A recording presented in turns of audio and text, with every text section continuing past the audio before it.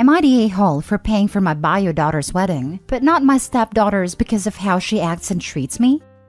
For context, I, 56 male, have been married to my wife, Lisa, 57 female, for 25 years. We have a daughter together, April, 24 female, and Lisa has a daughter, Carly, 33 female, with her ex-husband, Doug, 60-ish male. Lisa had divorced Doug when Carly was only 6 or 7 because he had addiction problems and refused to seek treatment for it, and essentially couldn't hold down a job or help provide for their family. I met Lisa soon after and we got married, and she had full custody of Carly, so they both moved into my house at a time. I've always seen Carly as my own daughter, and always wished to be an additional male figure in her life, after her own father, but she always saw me as the man who replaced her dad and took them away from him. As someone who came from divorced parents myself, I completely understand why she felt this way, and respected that she wanted space and boundaries from me, so I never pushed anything beyond just a friendship between us and never forced a father-daughter relationship. With this, I always tried my best to show up to her school events with her mom, paid for college, including her in all of my family's gatherings, etc. But once Lisa and I had our first child, April, Carly was extremely resentful of April, and thought April was here to replace her the way I replaced her dad and her family.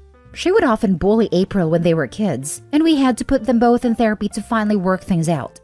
Now they're both adults and have their own lives, but Carly continues to take digs at April whenever she has the chance, compares herself to April, talks down to her, etc. And now this is getting to their weddings. April got married last year, and I paid for the whole thing as she is my daughter. Carly recently got engaged, and I offered to help pay for the wedding, which she gladly accepted, and the planning was seemingly going well until she showed her mom the guest list, and April and I were nowhere to be found. Carly said she didn't feel close enough with April and I to include us in her big day, which I respect and understand. But she's not close enough to me to invite me to her wedding, yet she's okay enough with me to want me to fund the entire event? This is when I told her I won't be paying for it anymore, and it's become a huge issue that I'm treating her like she isn't my daughter. Showing favoritism to April is not fair, etc. I have done nothing but try to build a relationship with her for 25 years, but she clearly doesn't want one except for when I'm financially benefiting her. I didn't mind this when she was a kid because it was my responsibility to provide for her, but I'm just so sick of this now that she's older. Am I the a-hole for paying April's wedding but not Carly's? Now for the top comments. Tell her you didn't want to replace her dad, so it didn't feel right taking his responsibility of paying for the wedding. Also, you may consider her your daughter, but she made it obvious she doesn't consider you her father. And his wife doesn't consider him her father either, or she would have encouraged a relationship for them. She was 6, not 16. I'm very surprised that more people don't understand the concept of don't bite the hand that feeds you. How does a grown woman think not inviting the person who's paying for her wedding would go over well? Not the a-hole. Don't give in and pay. You're just an ATM to Carly. She doesn't have any respect for you. I can't believe the nerve of her to expect you to foot the bill, yet you don't get invited. Yes, she doesn't have to have a relationship with you nor April, but that doesn't mean you should be taken advantage of. Let her know that you understand you two don't have a relationship because she never wanted one, and you completely respect that. However, that goes for your money too. The petty person in me would tell her to go ask her own father for money for her wedding.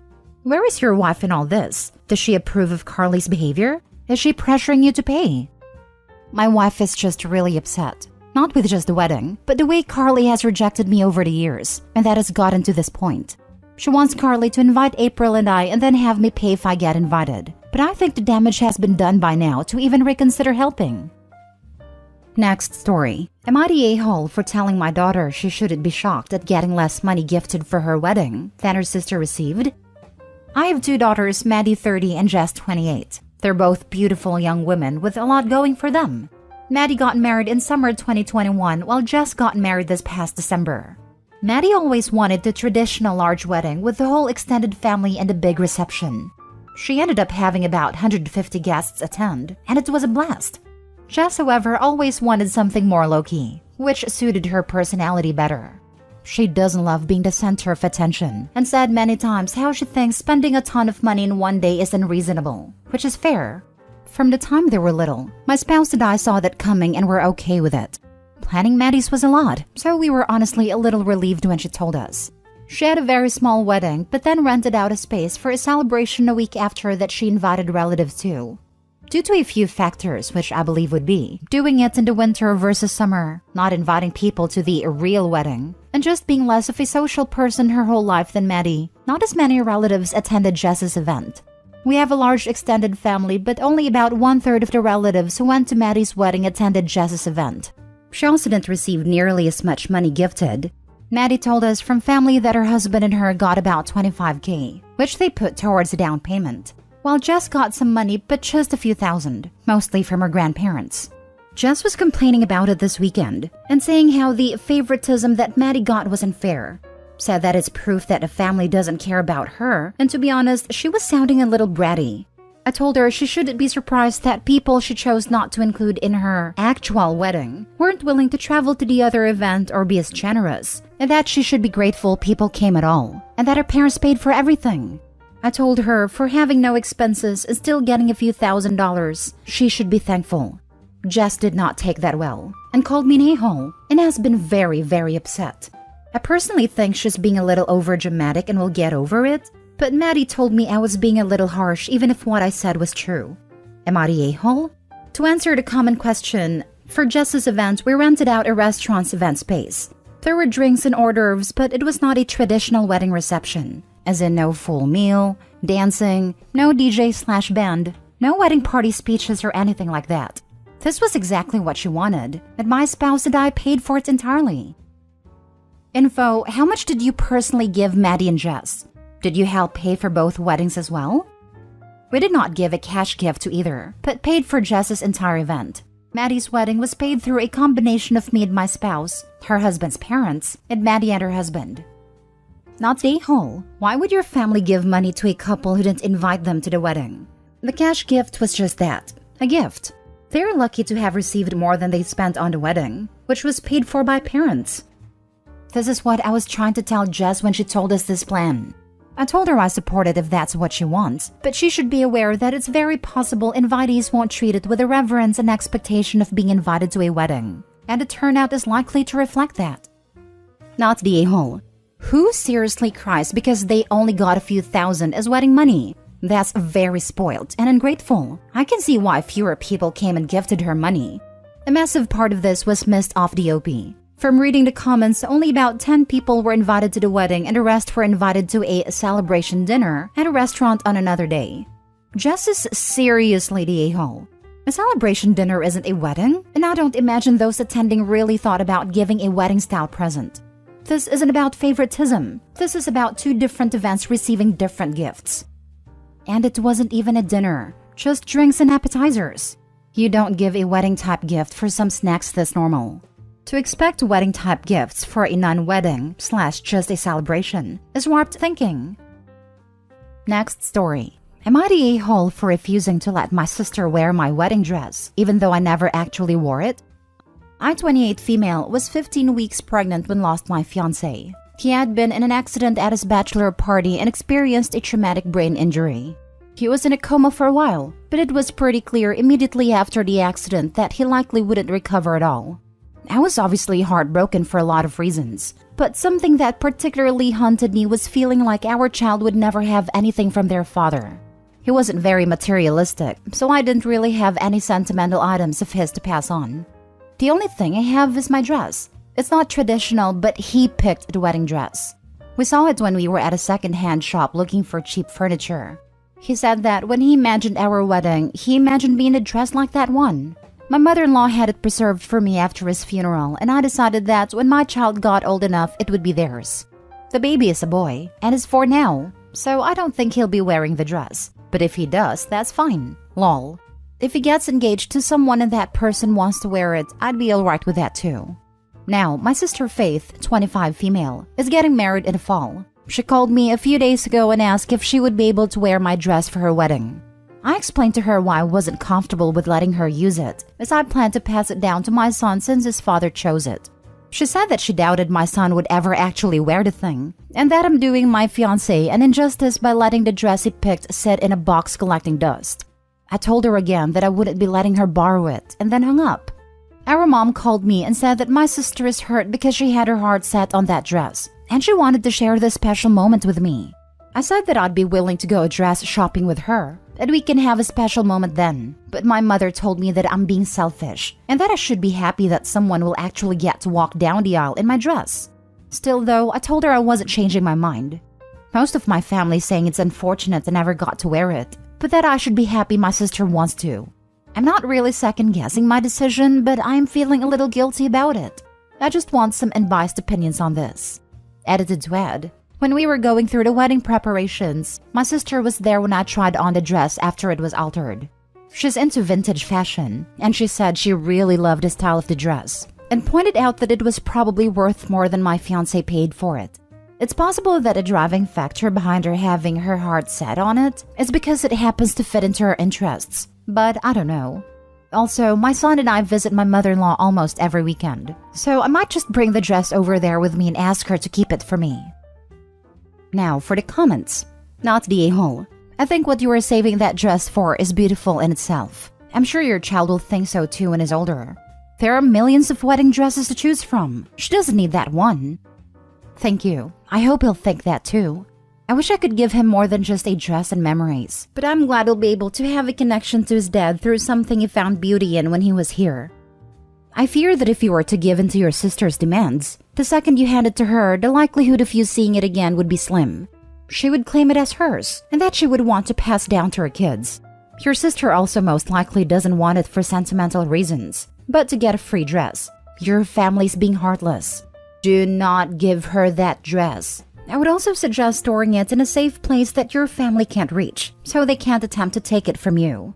Sounds extreme, but it's better to take precautions now. Not the a-hole.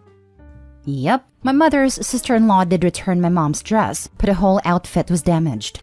Years later, she borrowed a veil and headdress for a relative of hers, and they were never returned. Not the a-hole. I think your reasoning is beautiful. I think your sister and mother are being cheap. They may have to alter the dress so it fits your sister better. I do not know. And then it would not be the dress that your fiancé had picked out. Personally, so they can't steal the dress anyway, I would ask your mother-in-law to hold on to the dress for a little while. Maybe I've just read too many of these stories where that has happened. I thought about asking her to hold on to it, but she's not even aware that my sister asked for it to begin with. I didn't want to upset her or burden her with my family drama. Last story. Am I the a-hole for refusing the opportunity to walk my sister down the aisle? My father passed away when I, male 26, was 22 and my sister, female 29, was 25. With this in mind, my sister, after getting engaged, asked me if I would do the honor of walking her down the aisle. At first I was elated, and so I enthusiastically agreed. Then things quickly changed after my sister realized that my wife was pregnant. In the preceding months, my sister made my wife's life hell, who initially had been one of her bridesmaids, but was relatively recently informed that she will not be one. Originally, it was fine, but as my wife's pregnancy became visible, my sister would at times taunt her and make rude comments towards her.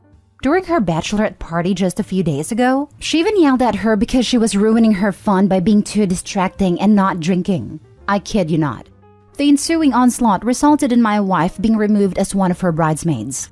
She even left my pregnant wife on the side of the road, as my sister made her way to a party planned in part by my wife, and in a limousine paid for by me.